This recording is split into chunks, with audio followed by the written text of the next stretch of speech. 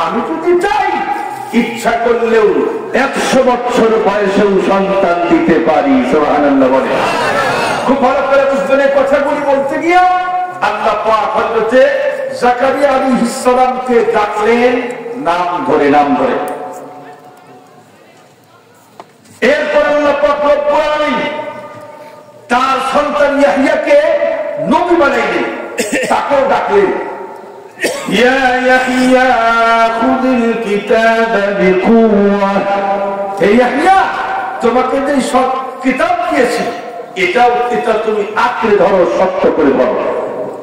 আরেকজন নবীকে আল্লাহ পাক ডাকলেন ইয়া ঈসা ইন্না মুতাওয়াফফিকা ওয়া রাফিউকা ইলাইক। আল্লাহ পাক ঈসা পয়গম্বরকেও ডাকলেন নাম ধরে।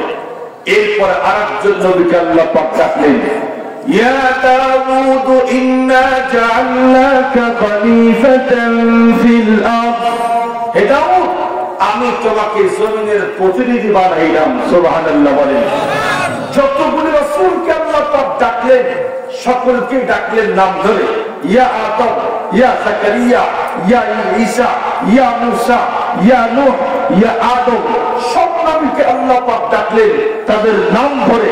কিন্তু যখন বিশ্ব নবীকে ডাকার প্রয়োজন হইলেন আল্লাহ পাক বললেন ইয়াসিন, আল্লাহ পাক বললেন তাহা, আল্লাহ পাক বললেন হামিম, আল্লাহ পাক বললেন ইয়া আইয়ুহাল মুজাম্মিল, হে কম্বলওয়ালা, আল্লাহ পাক বললেন ইয়া আইয়ুহাল মুদাসসির, হে চাদরওয়ালা, আল্লাহ পাক বললেন ইয়া আইয়ুহার রাসূল বাল্লিগ মা উনজিলা ইলাইকা মির রাব্বিক, আল্লাহ পাক বললেন ইয়া আইয়ুহান নবী হাসবুকাল্লাহু ওয়া মান ইত্তাবাআকা মিনাল মুমিনিন, আল্লাহ পাক বললেন ইয়া আইয়ুহান নবী হাররিদিল মুমিনিনা আলাল কিতাল। যখন আল্লাহ পাক ডাক দেওয়ার ইচ্ছা হয়েছে আল্লাহ পাক তার সিফাতি নাম ধরে মুহাব্বতের সুরে ডাক দিয়েছেন ইয়া মুহাম্মদ বলে। আল্লাহ পাক কোরআন শরীফের কোথাও একটা ডাকও আল্লাহ পাক তার পয়গম্বরকে দেয় নাই। কি পরিমাণে মুহাব্বত করে বিশ্বনবীকে আল্লাহ পাক, কি পরিমাণে মুহাব্বত করেন, কি পরিমাণে মুহাব্বত করেন এখান থেকে বোঝা যায়। খুব ভালো করে বুঝবেন বিশ্বনবী আল্লাহ পাক আমাদের জন্য পাঠাইলেন কেমন স্পেশাল নিয়ামত। এই নিয়ামতের কারণে আমরা কিন্তু যা পাইছি সব 1 নম্বরের, তাই না? আপনারা বলেন তো দেখি আল্লাহ পাক যে কিতাব আমাদেরকে দিয়েছেন তার নামটা কি? কোরআন শরীফ না? কোরআন শরীফ আল্লাহ পাক 1 নম্বরে দিয়েছেন। এই পৃথিবীতে যতগুলি গ্রন্থ আল্লাহ পাক নাযিল করছেন তার ভিতরে সংখ্যা হলো 104। 100 হলো সহিফা, আর বড় বড় কিতাব তাওরাত, জাবুর, ইনজিল, কোরআন। আপনারা বলেন তো দেখি সবচাইতে দামি কিতাবের নাম কি?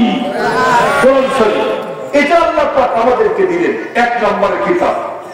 2 নম্বর ধর্ম যেটা দিলেন এটাও কিন্তু 1 নম্বর।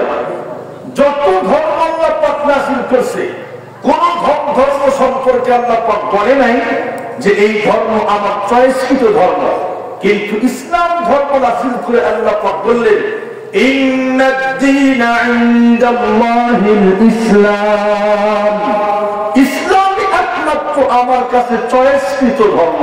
সুবহানাল্লাহ বলেন। এরপর আরেকটা বললেন যদি কোন মানুষ ইসলাম ছাড়া অন্য কোন ধর্ম গ্রহণ করে আল্লাহ পাক বলেন কবুল করব না, ওয়া ফিল আখিরাতি মিনাল খাসিরিন।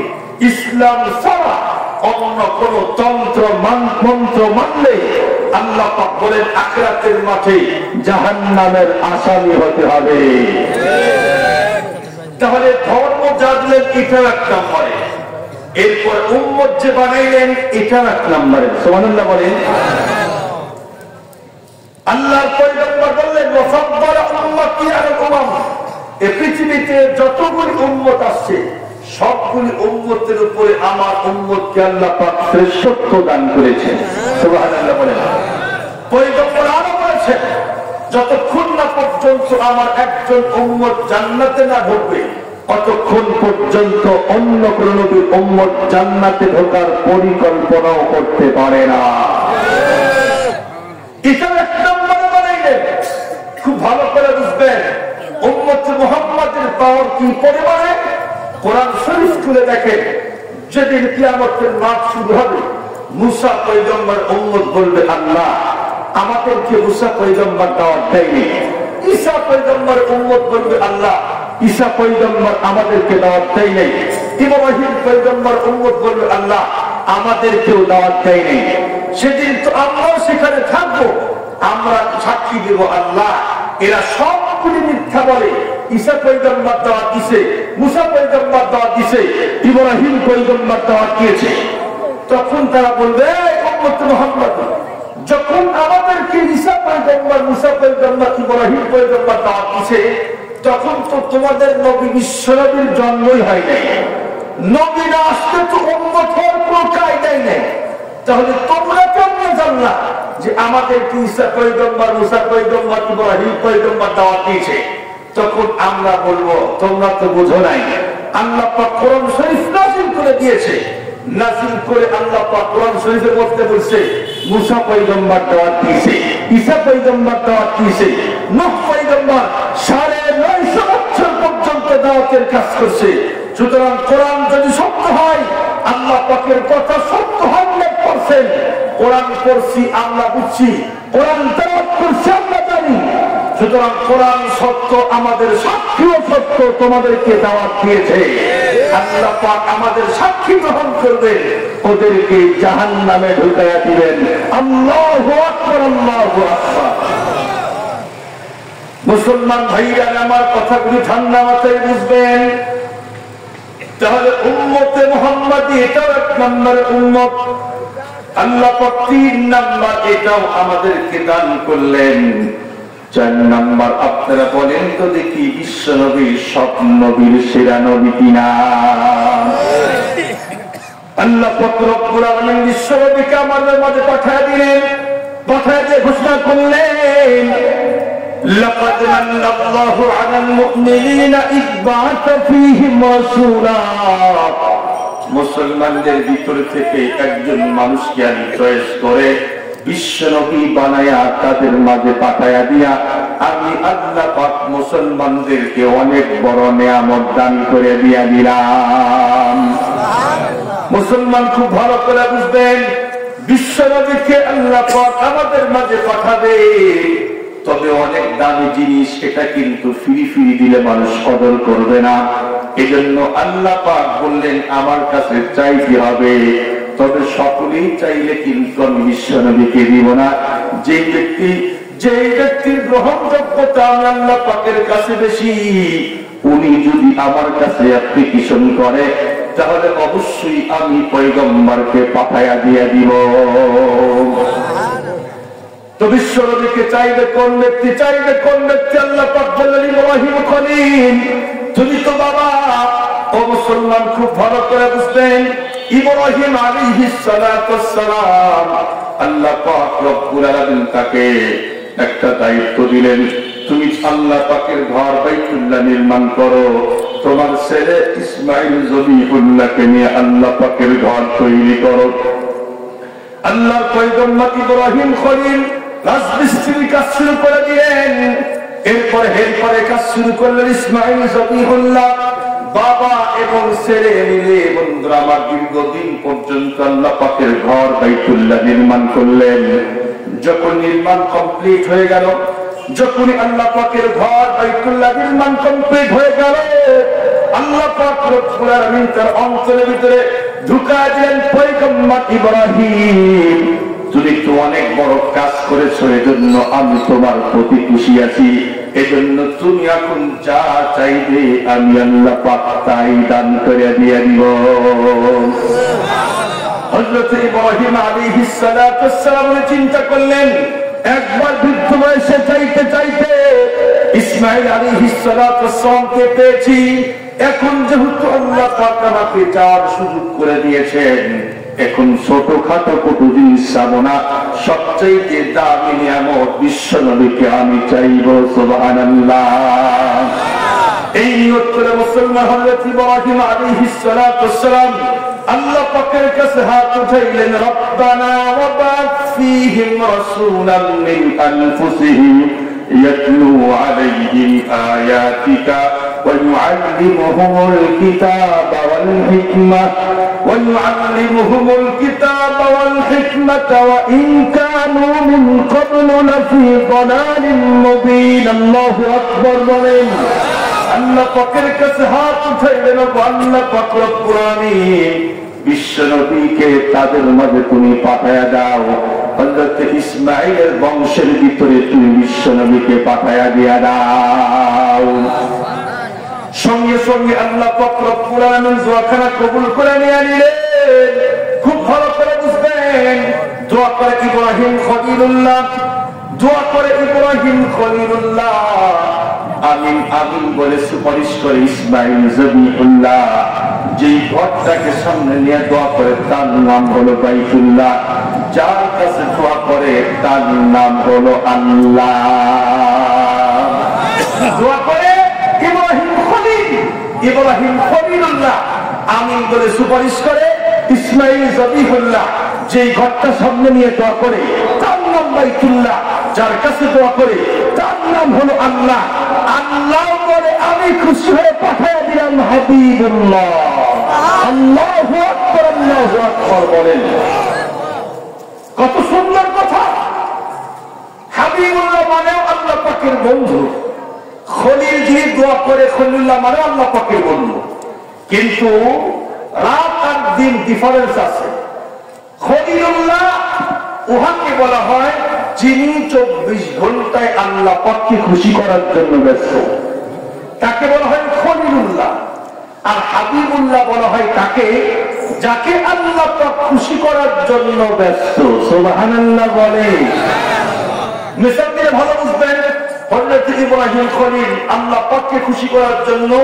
নমরুদের অগ্নিকুণ্ডে ঝাঁপ দিয়েছিলেন আল্লাহ পাক খুশি হয়ে গেলেন আল্লাহ পাক সঙ্গে সঙ্গে আল্লাহ পাক আদমকে ইনফরমেশন করলেন কুল্লা ইয়া নারু কুনি বারদান ওয়া সালামান আলা ইব্রাহিম হে আগুন তোমার ভিতরে আমার খলিল আমাকে খুশি করার জন্য ঝাঁপ মেরেছে সুতরাং তুমি তার জন্য আরামদায়ক ঠান্ডা হয়ে যাও আল্লাহ পাককে খুশি করার জন্য মুসলমান নিজের সন্তানকে পর্যন্ত কোরবানি করতে দ্বিধাবোধ করে নাই একমাত্র সন্তান বৃদ্ধ বয়সে আল্লাহ পাকের কাছে অ্যাপ্লিকেশন করে ক্রন্দন করে সন্তান পেয়েছিলেন শুধুমাত্র আল্লাহ পাকের খুশির জন্য তাকে কিন্তু জবেহ করতে দ্বিধাবোধ করে নাই তার মানে কি বুঝলেন খলিলুল্লাহ মানে আমি সবকিছু দিয়ে হলেও আল্লাহ পাককে খুশি করাবো আল্লাহ পাক তো নিজেই বলেন ওয়াল্লাযীনা আমানু আশাদ্দু হুব্বান লিল্লাহ যারা ঈমানদার মুসলমান আল্লাহওয়ালা তারা সবচাইতে বেশি আমাকে আল্লাহ পাককে ভালোবাসে अगर खाहम के राजे दिल बगुम जानो मिया बम वगर जाए शवद पैदा तुरा तन्हा नो मिया बम वगर या बम तुरा तन्हा वहम शावत जाए पैदा बखौसी गम कुनन खतरा वमन खतरा नो मीदानम इश्क अव्वल तक तेरे मासूक पैदा मी शवत ताना सूजद शम्अ कल परवान सैदा मी शवत जो जलाता है किसी को और भी जलता है जरूर शमा भी जल जाते हैं परवाना जल जाने के बाद अल्लाहु अकबर बोलें खलील माने ওই বন্ধু যিনি আল্লাহ পাককে খুশি করার জন্য ব্যস্ত শুধু খলিল না মুসা কালিমুল্লাহ আল্লাহ পাককে খুশি করার জন্য ব্যস্ত ছিলেন সুবহানাল্লাহ করে বলেন সূরা তাহা খুলে দেখেন 83 নম্বর আয়াত 84 নম্বর আয়াত খুলে দেখেন আল্লাহ পাক কি বলছে আল্লাহ পাক বলেন আমি মুসাকে ডাকলাম আসো তুর পর্বতে তোমার কিছু খাস খাস উম্মত বিশেষ বিশেষ কিছু উম্মতদেরকে নিয়ে তুমি তুর পর্বতে এসে 40 দিন ইতিকাফ করো তাহলে আমি আল্লাহ পাক খুশি হয়ে তোমাকে তাওরাত কিতাব দিয়ে দিব মুসলমান ভাইরা আমার আল্লাহ পাক বলে আমি তাকে ডাকলাম উম্মতদেরকে সঙ্গে নিয়ে আসো যখনই পয়গম্বর মুসাকে আল্লাহ পাক ডাকলেন, আল্লাহর পয়গম্বর মুসা কালিমুল্লাহ, আল্লাহ পাকের আল্লাহ পাকের মহব্বত তার অন্তরের মধ্যে এত পরিমাণ বেশি, উম্মতদেরকে রেখে একাই দৌড় মারছে। সবগুলি উম্মতদেরকে একজন কেউ নেয় নাই সাথে। আল্লাহ পাকের কাছে গিয়া বসে আছে। আল্লাহ পাক জিজ্ঞেস করলেন, ওয়ামা আজালাকা আন কওমিকা ইয়া মূসা, হে মূসা তুমি একাই কেন আসলে আমার কাছে? তোমার কওমদেরকে রেখে তুমি একলাই কেন আসলে আমার কাছে? মূসা পয়গম্বর বলে, ক্বালা হুম উলাই আলা আতানি ওয়া আজিলতু ইলাইকা রাব্বি লিতারদা। ও আল্লাহ পাক রব্বুল আলামিন, তারা তো আসবে, ওই যে আসতেছে বলে তারা অবশ্যই আসবে, তবে আমি তোমার কাছে আগে আসছি একটা কারণে, সেটি হলো আমি চাই আমি আগে আসলে যেন তুমি আমার প্রতি খুশি হয়ে যাও। মূসা কালিমুল্লাহ সবগুলি উম্মতদেরকে রেখে আল্লাহ পাকের সন্তুষ্টির জন্য একাই দৌড় মারছে। আমি আপনাদের জিজ্ঞেস করি, বলেন তো দেখি, এই যে আমরা এখানে কোন কোন শীতের ভিতরে বসে আছি, আপনারা বলেন তো দেখি, উদ্দেশ্য হলো আল্লাহকে রাজি খুশি করানো। পৃথিবীর সব মানুষ, সব রাসূল আল্লাহ পাককে খুশি করার জন্য ব্যস্ত, কিন্তু আল্লাহ পাক বলেন হাবিবুল্লাহ বলে ওই ব্যক্তি যাকে আল্লাহ পাক খুশি করার জন্য ব্যস্ত। আল্লাহ পাক বললেন, ওয়ালা সাওফা ইউতিকা রাব্বুকা ফাতারদা। রাসূল, আমি যে কোনো মূল্যে হোক না কেন আপনার মুখ খুশি দেখতে চাই, বেজার দেখতে চাই না। আপনি যা চান তাই দেব, দিতেই থাকবো, দিতেই থাকবো। যতক্ষণ না পর্যন্ত আপনি খুশি হবেন অতক্ষণ পর্যন্ত আমি আল্লাহ পাক দিতেই থাকবো। দেখে বিশ্বনবীর অন্তরে উম্মতের জন্য কত মহব্বত। উনি তখন বললে, আল্লাহ তুমি যেহেতু বলে কিনা আমি খুশি না হওয়া পর্যন্ত তুমি আমাকে দিতেই থাকবা, তাহলে তুমি আল্লাহ আমার একটা গুনাহগার উম্মত জাহান্নামে থাকা পর্যন্ত আমি বিশ্বনবী কশিন কালেও রাজি এবং খুশি হব না। আল্লাহু আকবার বলেন, আল্লাহু আকবার।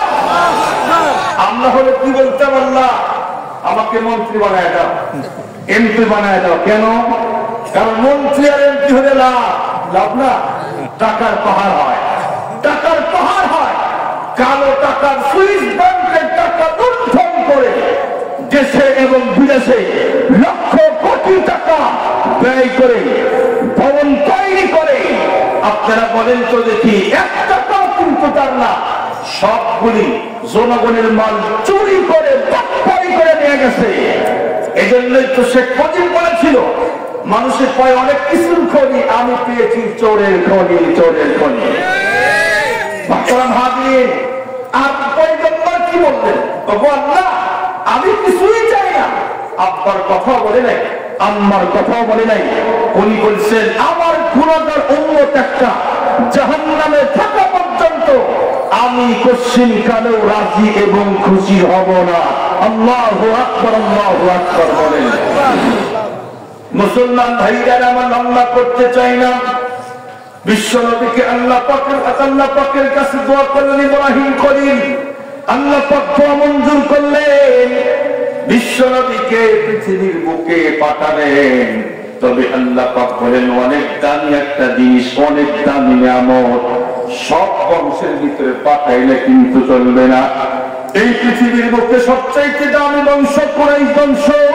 এই বংশের ভিতরে আল্লাহ পাক রব্বুল আলামিন বিশ্বনবীকে পাঠায় দিলে, খুব ভালো করে বুঝবেন, এই পৃথিবীর বুকে সবচাইতে দামি বংশের নাম হলো কুরাইশ বংশ। সুবহানাল্লাহ বলেন। বিশ্বনবী নিজেই বলেন, কুরাইশ বংশের দাম আল্লাহর কাছে সবচাইতে বেশি।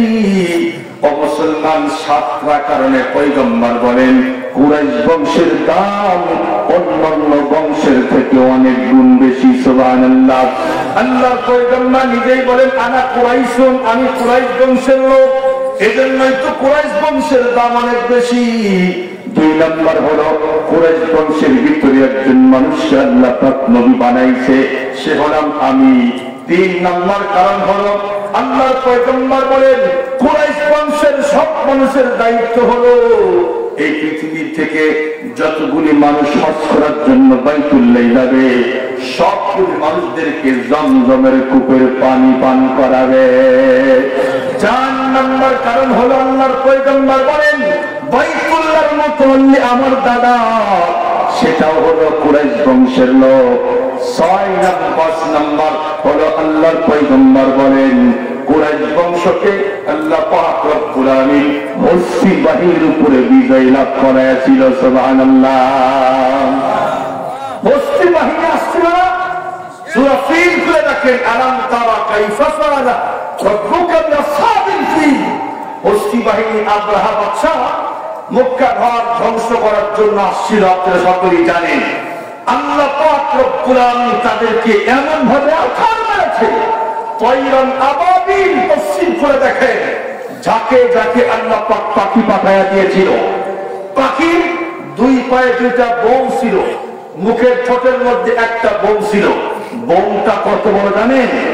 বুটের দানার চেয়ে ছোট, বুটের দানার মতো। কিসের তৈরি বোম? ওই যে আমরা দেখেন না ইট তৈরি করে মাটি দিয়া বানায়া এরপরে আগুনে পোড়ায়, ছোট্ট ছোট্ট আগুন ছোট্ট ছোট্ট মাটির দলা তৈরি করছে বুটের মতো, এইটা আমার আগুন দিয়ে পোড়াইছে। এটা হলো বোম। কিন্তু দেখেন আল্লাহ পাকের কি কারিশমা। আল্লাহ পাক বলেন এই বোমটা যার উপরে নিক্ষেপ করেছে তার নাম লেখা ছিল এই অমুক ব্যক্তি, এটা হলো তার বোম, তার উপরে নিক্ষেপ করবা। প্রত্যেকটা বোমের উপরে নাম লেখা ছিল। ওই সমস্ত পাখিগুলা বোম যখন ফেলতেছিল আল্লাহ পাক বলেন কাসফিন মাকুল। গরু যখন ঘাস চিবায়, ভুসি তো এমনিতেই তার অস্তিত্ব নাই, তাই না? ভুসি তো এমনিতে অস্তিত্ব নাই। আবার যখন গরু সাবানি মারে অস্তিত্ব কিন্তু থাকে না। আল্লাহ পাক বলেন ভুসি যেমন চিবাইলে এর কোন অস্তিত্ব টিকে থাকে না। যাদের উপরে বোম নিক্ষেপ করা হয়েছিল আল্লাহ পাক বলেন তাদের অস্তিত্ব আমি আল্লাহ পাক বিলীন করে দিয়েছি। পৃথিবীতে তাদের কোন অস্তিত্ব আর টিকে থাকতে পারে না। এখান থেকে শিক্ষা নেওয়া দরকার।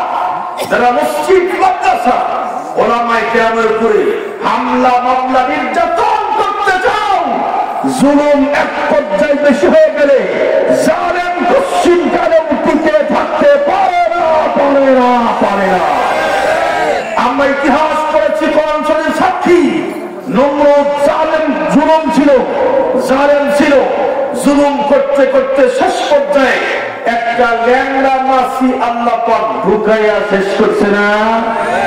ল্যাংড়া মশা, তার মানে এক পা নাই। ল্যাংড়া মশা নাকের ভিতরে ঢুকছিল না? ঢুকছিল না? ঢুকছিল না, আমি বিশ্বাস করি না। ঢুকছিল? তাহলে ব্যাখ্যা শোনে। আপনারা বলেন তো দেখি এই নাকের ভিতরে লোম আছে না নাই, পশম আছে না নাই? আছে। এরপরে হাত দিয়ে দেখেন শীত নাই, গরম নাই, ভেজা আছে তো? ইংরেজির ভিতরে আছে। তার মানে পশম উঠায়া ভিতরে আটা জাতীয় কিছু দিয়া মেধা মস্তিষ্ক অনেক দামি একটা জিনিস। আল্লাহ পাক চায় যেন সহজে কোনো মশা মাছি ধুলা বালু ঢুকে ব্রেনে আক্রান্ত করতে না পারে। এজন্য আল্লাহ পাক প্রতিরোধ করে দিয়েছেন। তারপরে আবার দেখছেন ল্যাংড়া মশা ঠেলা দেওয়ার শক্তি নাই, তার মানে ঢোকে নাই, আল্লাহ পাক ঢুকাইছেন। ঢুকতে পারে না, আল্লাহ পাক ঢুকাইছেন। ল্যাংড়া মশা আল্লাহ পাক মেধা মস্তিষ্কের মধ্যে ঢুকাইয়া দিয়া নিজের অধীনস্থ কর্মকর্তার মাধ্যমে জুতার পানি খায় আল্লাহ পাক পৃথিবী থেকে বিদায় করতে বাধ্য হয়েছে।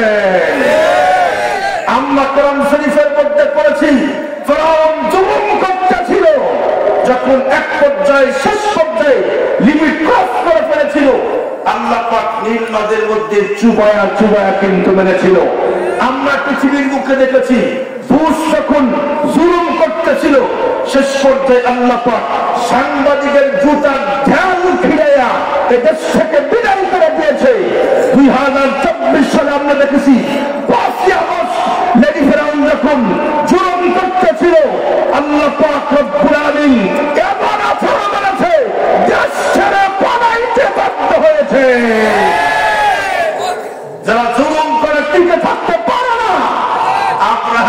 চাইছিল যে আমি ঘর ধ্বংস করে দিব, বাইতুল্লাহ ঘর, আল্লাহ পাকের ঘর ধ্বংস করবে। এই জন্য আব্দুল মুত্তালিব বলছিল উটের মালিক আমি, উট আমার দিয়ে দাও, উটের মালিক আপনি আমার দিয়ে দাও। আব্রাহা বাদশা রাগ দিয়া কয় আমি যা মনে করছিলাম তুমি বলবা খবরদার বাইতুল্লাহ আঘাত করবো না, আমরা কিন্তু তোমাকে আস্ত রাখবো না, কিন্তু তুমি কিচ্ছু না বলে তোমার উট তুমি চাইলা, বাইতুল্লাহ কথা বললা না। তখন আব্রাহা, তখন হযরতে রাসূলুল্লাহর দাদা আব্দুল মুত্তালিব বললেন উটের মালিক আমি, উট চাইলাম আমি, বাইতুল্লাহর মালিক আমি না, বাইতুল্লাহর মালিক হলো আল্লাহ, যার ঘর সেই রক্ষা করবে। আল্লাহ পাক এমন ভাবে আছাড় মেরেছে তাদের অস্তিত্ব আর পৃথিবীতে টিকে থাকতে পারে না। আল্লাহর পয়গম্বর বিশ্বনবী বললেন শোনো, কুরাইশ বংশের দাম অনেক সবচেয়ে বেশি, তার ৫ নম্বর কারণ হলো আল্লাহ পাক রব্বুল আলামিন কুরাইশ বংশকে হস্তি বাহিনীর উপরে আল্লাহ পাক বিজয় দান করেছিলেন। ৬ নম্বর কারণ হলো বিশ্বনবী বলেন শোনো, আল্লাহ পাক রব্বুল আলামিন যখন এই পৃথিবীতে কোন মানুষ আল্লাহ পাকের গোলামি করত না, সকলেই তো লাখ মানা উজ্জা, মা সরস্বতী, মা কালী, মা লক্ষ্মী, মা দুর্গা, এরপরে মা গরু আছে না নাই? গরু মা হয় না? গরু কি হয়? কথা বলে গরু কি হয়? গরু যদি মা হয় তাহলে বলদ কি? কথা কয় না, কথা কয় না, কথা কয় না। গরু যদি মা হয় বলদ তো 100% বাবাই হয়, কিন্তু দেখবেন গরুকে মা কয়, বলদকে জীবনেও বাবা হয় না। এরা হল মা পূজারী, মা কালী, মা সরস্বতী, মা লক্ষ্মী, মা দুর্গা, মা মনসা, অনেক মা, 33 কোটি। এরা হলো হিন্দু। আর মুসলমানদের ভিতরে কিছু আছে বাবা পূজারী, ল্যাংটা বাবা, দড়ি বাবা, সাদা বাবা, তালা বাবা, আছে না নাই? কথা কয় না, আছে না নাই? যে সমস্ত মানুষ মা পূজা করে তারাও যেমন জাহান্নামের আসামি, যারা আল্লাহ পাকের গোলামি বাদ দিয়ে বাবার পূজা করে তারাও জাহান্নামী। এরা হলো বাবা পূজারী, এরা হলো মা পূজারী। তো শেষ পর্যন্ত মা হলো গুরু, গুরু বুঝলেন নাই? এদের বক্তব্য হলো মাকে মহব্বত করে, মা দুধ খাই, গোস্ত খাই, আসলে এই জাতীয় লোক। এই জাতীয় একজন হিন্দুর সাথে আমার দেখা হচ্ছে। আমি গরু জবাই করে পরে তাকায় দেখি যে উনি বসে আছে। জিজ্ঞাসা করলাম ভাই কি করবেন? উনি বলে গরুর সামনা দিয়া এই দাবা দাব করে জুতা বানালাম। তো আমি জিজ্ঞাসা করলাম গরু আপনার কি হয়? উনি বলে গরু আমার মা হয়। তো আমি জিজ্ঞাসা করলাম গরুর গোস্ত কি খান? উনি বলে এমন কথা বলবেন না, কেন? মাকে মহব্বত করি তো এই জন্য মা দুধ খাই, গোস্ত খাই না। আমিও বললাম ভাই যে সন্তান মাকে মহব্বতটা করবে সে পশ্চিম কালেও সুসন্তান হতে পারে না। আপনি মাকে মহব্বত করেন, মা আপনি সুসন্তান হওয়ার আলামত, খুব ভালো। তবে আমার জিজ্ঞাসা হলো মাকে মহব্বত করেন এজন্য মা দুধ খান, আবার গু আছে না নেই? গোবর এত মহব্বত করে গোবর গু দিয়া থালা বাসন মাসে, ঘর ঘর মাসে, এরপরে উঠান পর্যন্ত লেপ দেয়। কিছু হলেও একটু মার সোনা আছে না নেই? এটা কি করে মত, এটা আবার টিউবওয়েলের মধ্যে দেয়। এটা একটা বাবা আছে, বাবার লোকনাথ নাম কি?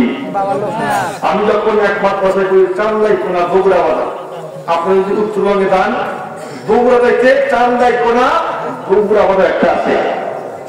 এই বগুড়া বাজার হিন্দু জাতি, এরা হলো সকালবেলা বাবা লোকনাথ, তার মানে কুকুর, কি কুত্তাকে দিয়া পেট চাপায়।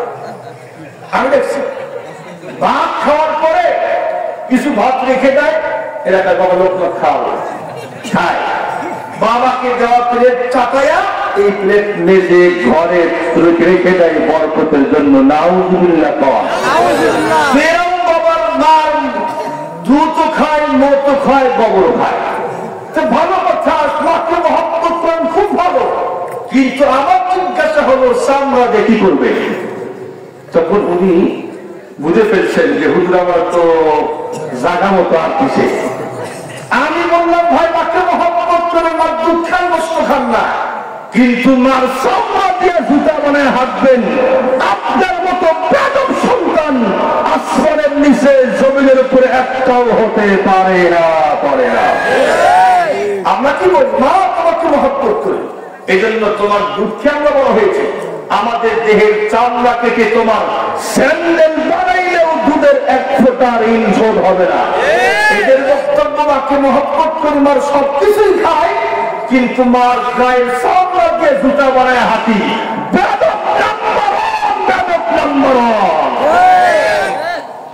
এদের ধর্মের কথা আল্লাহ পাক কোরআন শরীফে বলছে।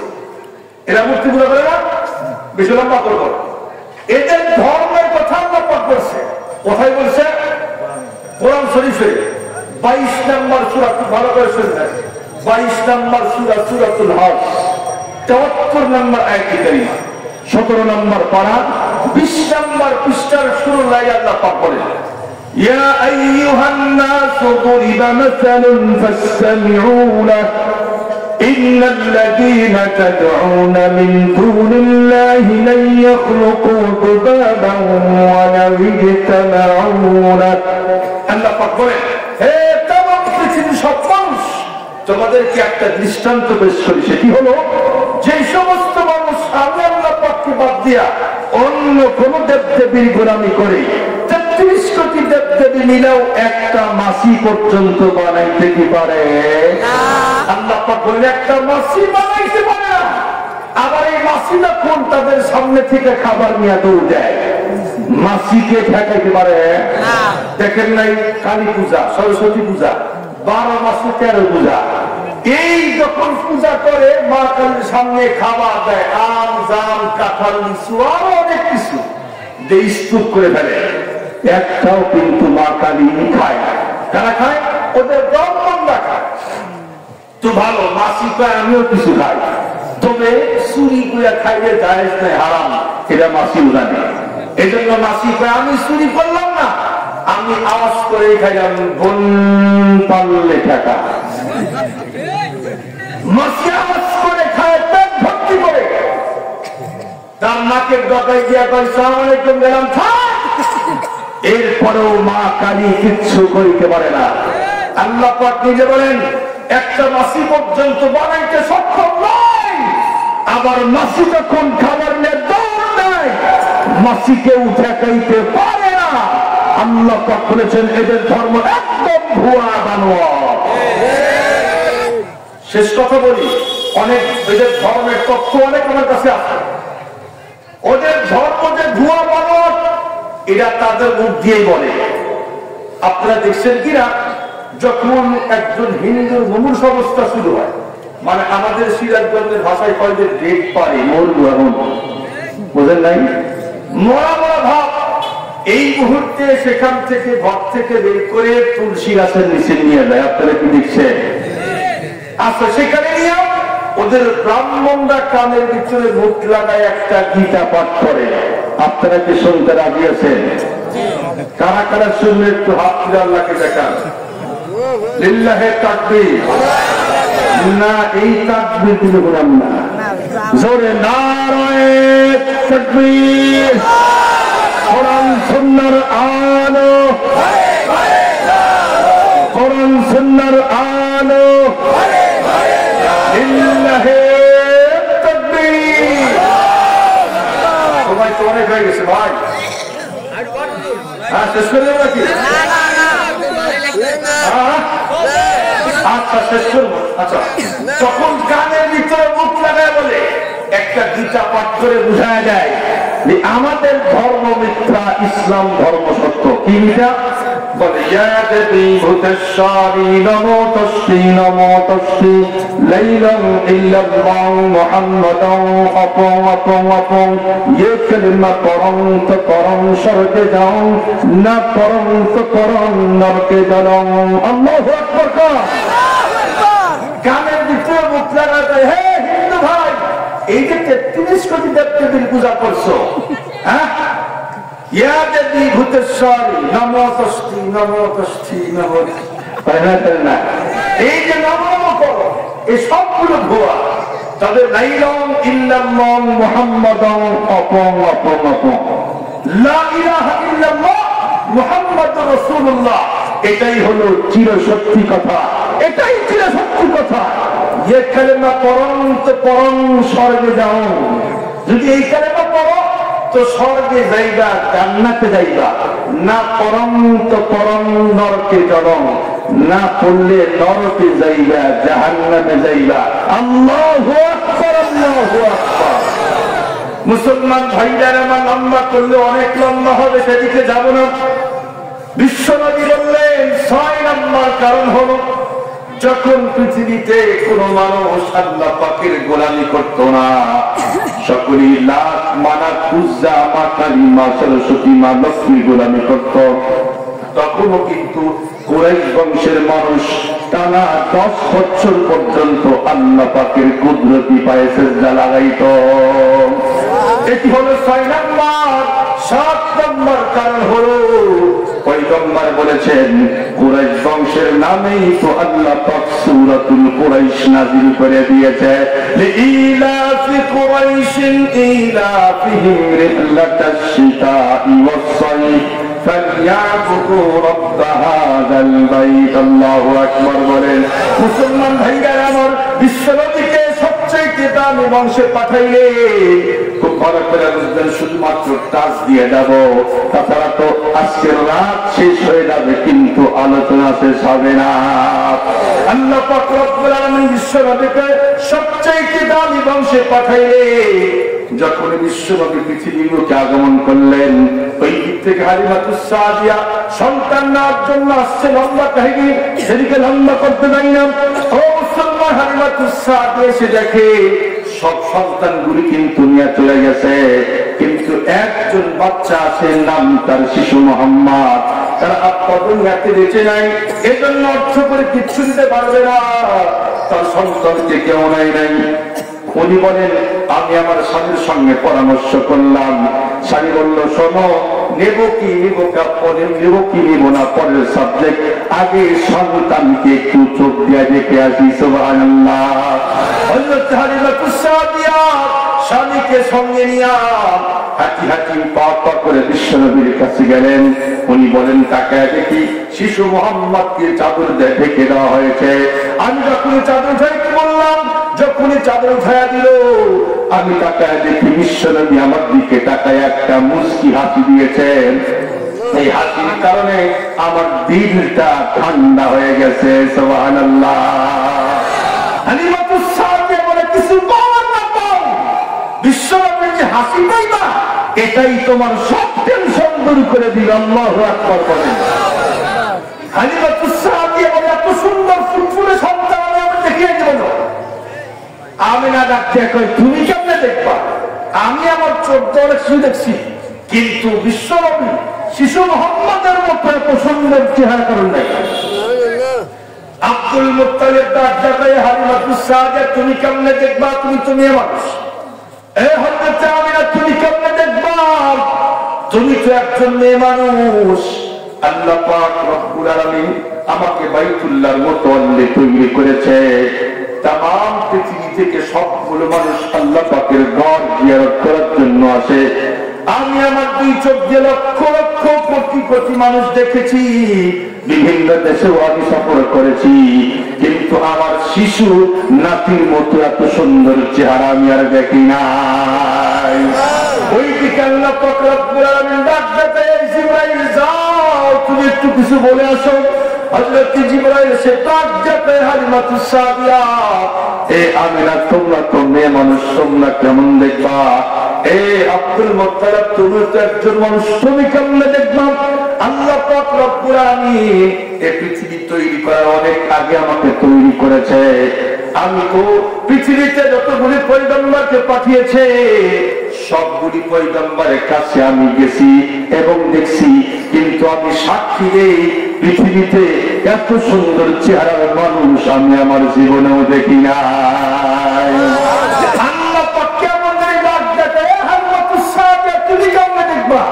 এ আমিনা, তুমি কেমনে দেখবা? আব্দুল মুত্তালিব, তুমি কেমনে দেখবা? এই জিবরাইল ইসরাইল তোমরা কেমনে দেখবা?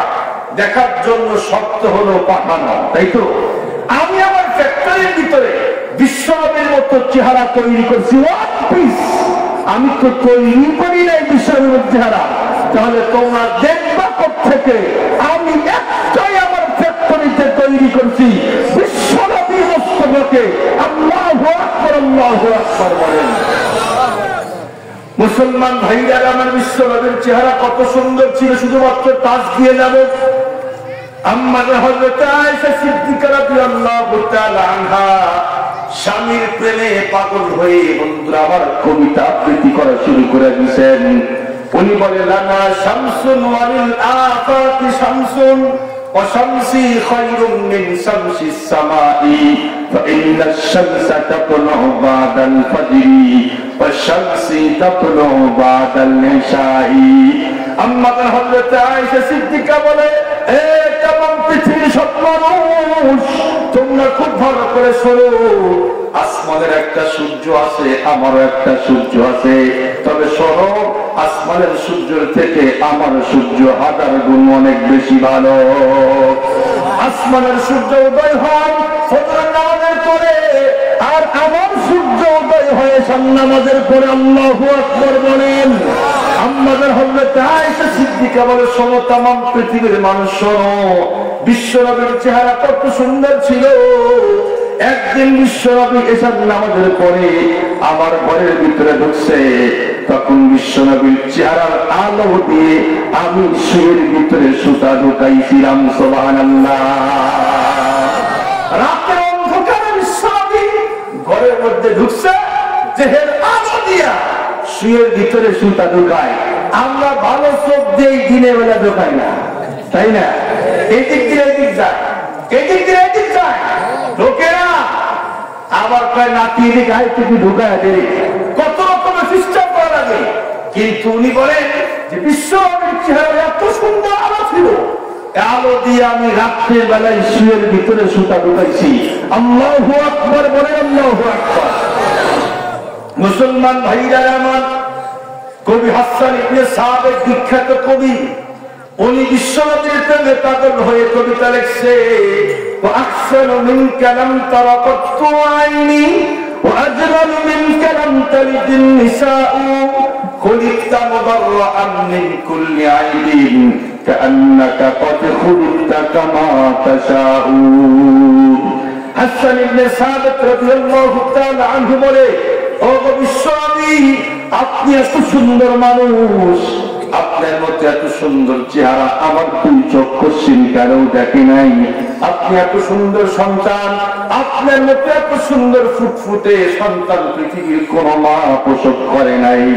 আপনাকে আল্লাহ পাক সমস্ত দোষ ত্রুটি মুক্ত করে আল্লাহ পাক পবিত্র করে পাঠায়া দিয়েছে।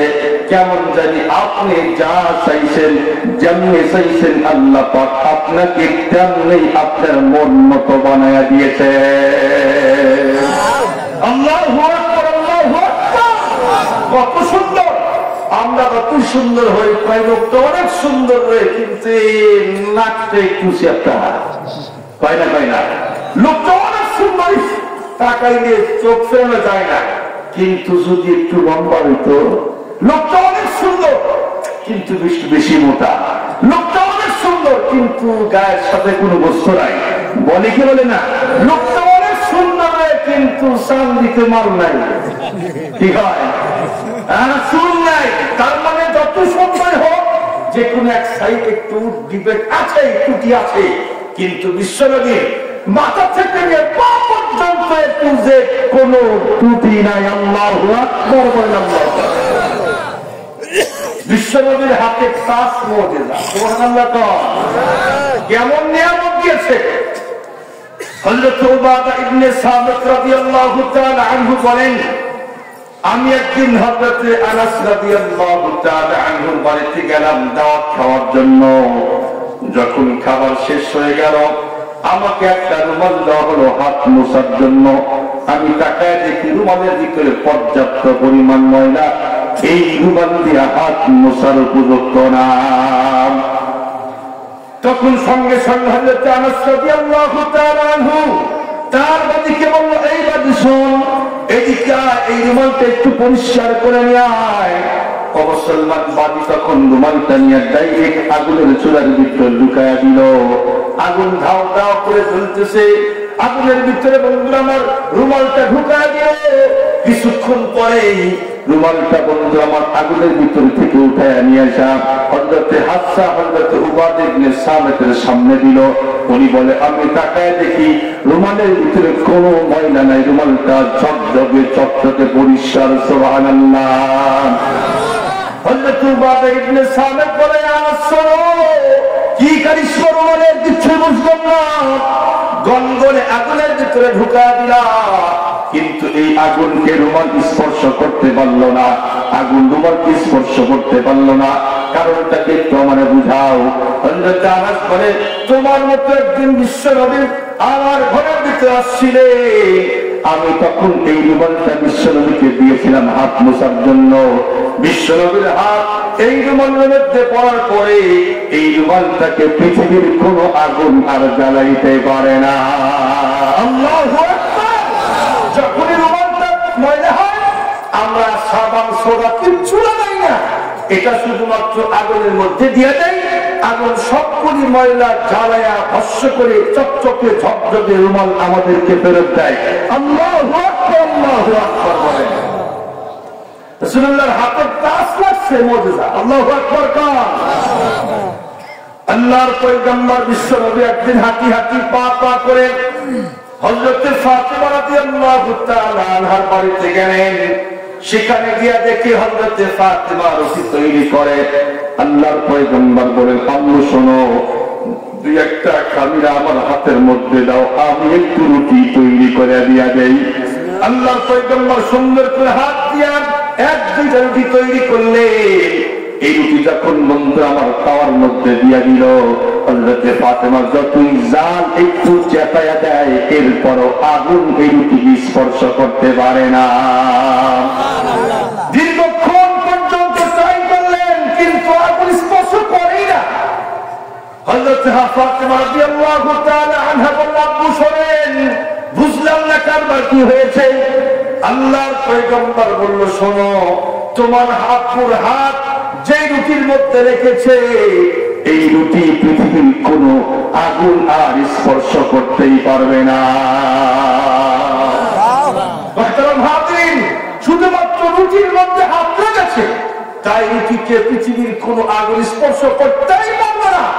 আল্লাহর নামের শপথ করে বলতে চাই, বিশ্বনবীর আদর্শ আর সুন্নাত যদি কোন ব্যক্তি মানতে পারে, কালেমা গ্রহণ করতে পারে, আল্লাহর কসম করে বলতে চাই, তাকে পৃথিবীর কোন আগুন কেন জাহান্নামের আগুন স্পর্শ করতে পারবে না, পারবে না, পারবে না। নেই মানা বেশিকে বলতাম, বিশ্বনবীর আদর্শ গ্রহণ করো, তাহলে দেখবা দুনিয়াতেও শান্তি, আখিরাতেও মুক্তি। আল্লাহু আকবার বলে। ভাজরিন, আর বলতে চাই না, অনেক লম্বা হয়ে যাবে।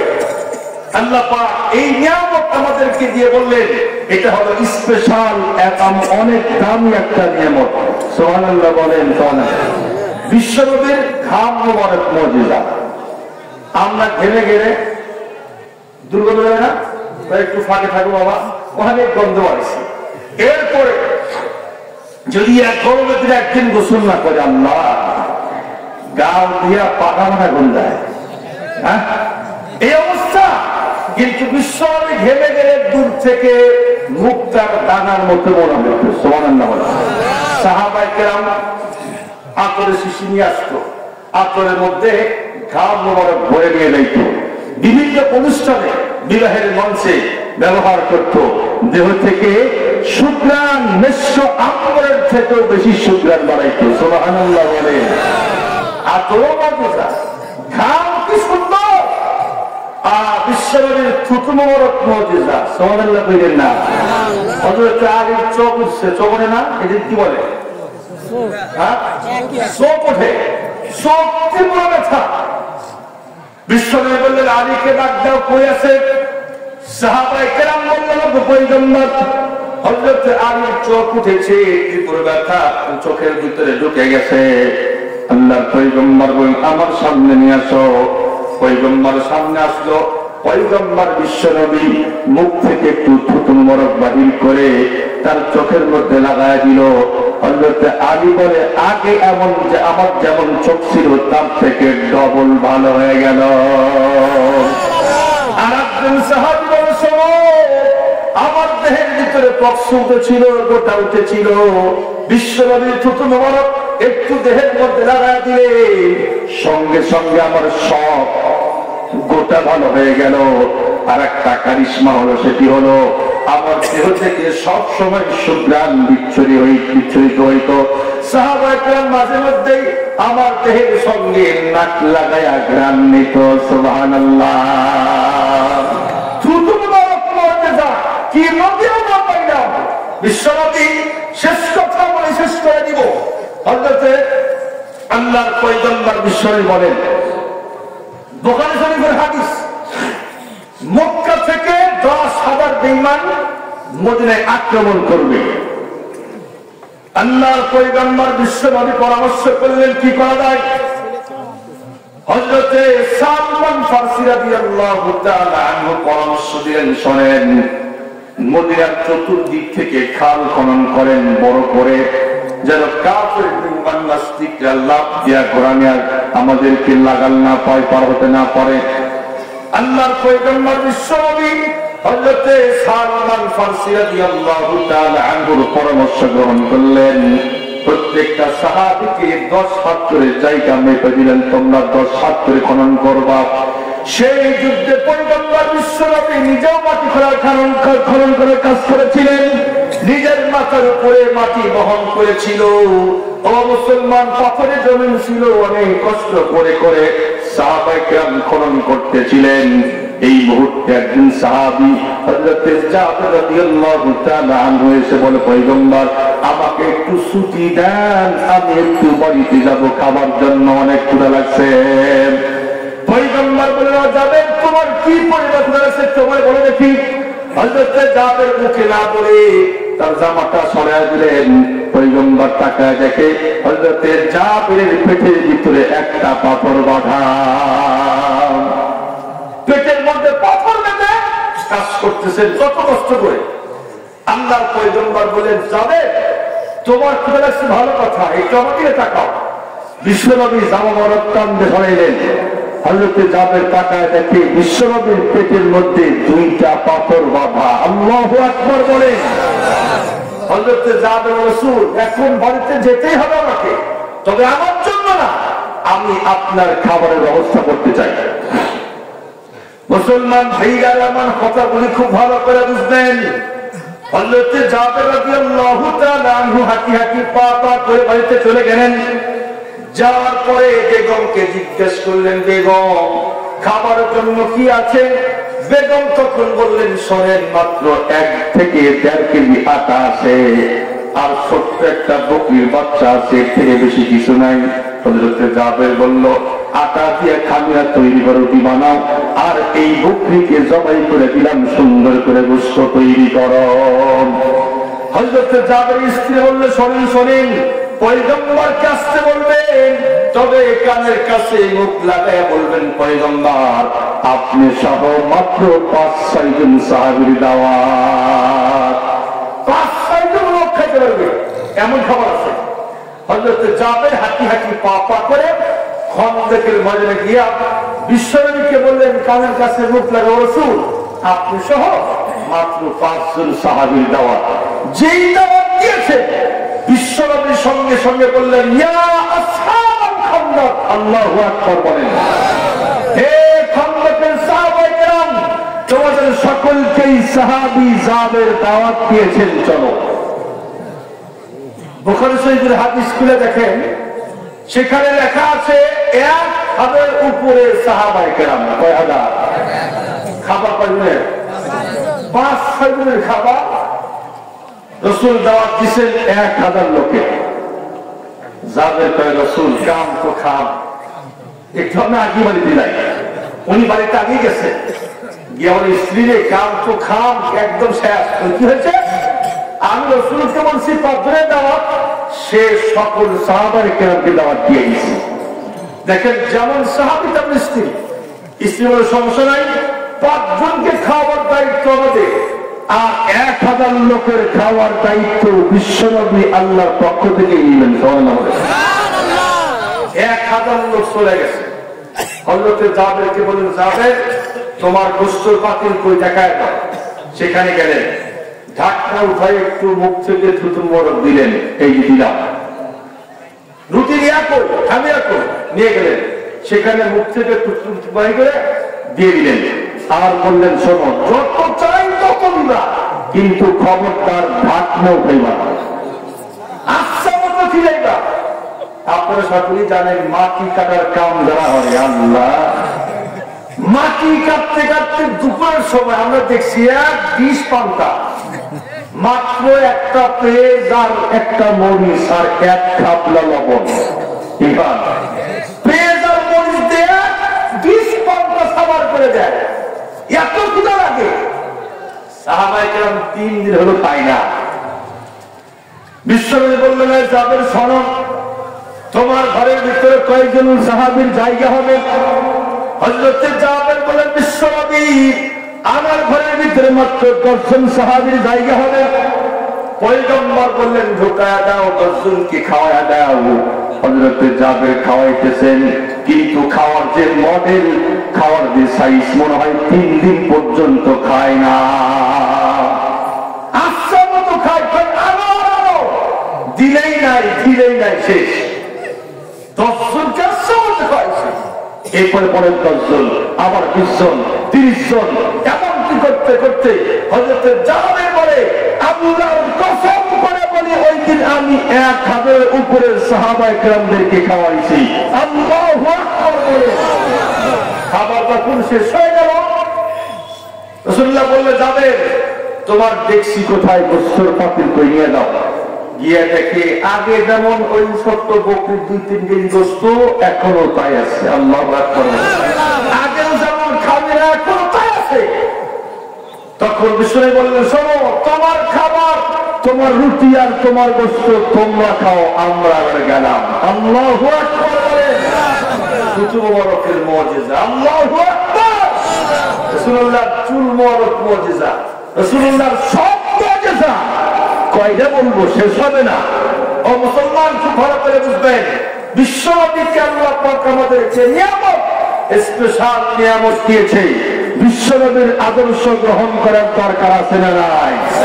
সেই বিশ্বনবীর একটা আদর্শ হলো মসজিদ তৈরি করা। কি করা? সর্বপ্রথম মসজিদ তৈরি করছে কে? বিশ্বনবী।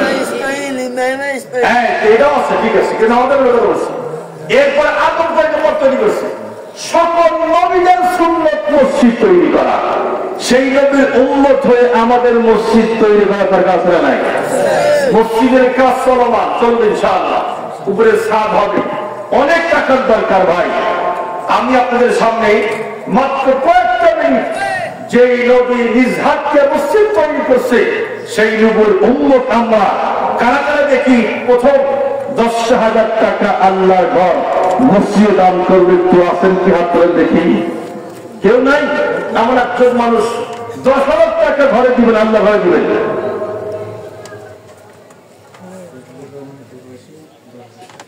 ফজলুর রহমান প্রভাসী 10,000 টাকা। আরো আসতে কোন মারহাবা। আল্লাহ পাক রব্বুল আলামিন তোমার বান্দা ফজলুর রহমান আল্লাহ প্রবাসে থাকে, 10,000 টাকা তোমার ঘরের জন্য দিয়েছে, দানখানা কবুল করো, জানে মালা বরকত দাও। আল্লাহ বেশি বেশি টাকা ইনকাম করার তৌফিক দান করে দাও। যখন ভিসার মেয়াদ শেষ হয়ে যাবে, আল্লাহ ভাইকে আবার গ্রামের ভিতরে আল্লাহ আব্বা আম্মার কোলে আবার তার সন্তান ফিরায় দিও, আমিন বলেন।